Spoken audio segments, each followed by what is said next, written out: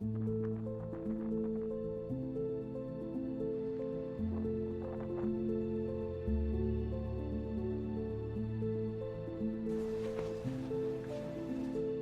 صعبة صراحة.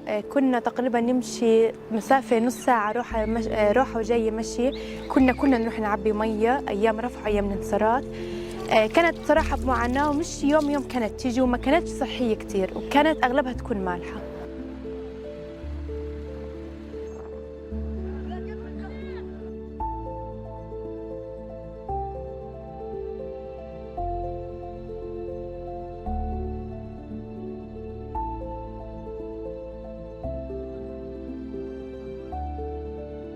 بصراحة يعني وفرت علينا إنه ما نعطي المي من بعيد. المي كمان اللي موجودة في التحلية نفسها نفس المي المعدنية اللي كنا يعني زمان نجيبها. المي حلوة كتير، موفر علينا منه للتحميم، منه للطبيخ، منه للغسيل.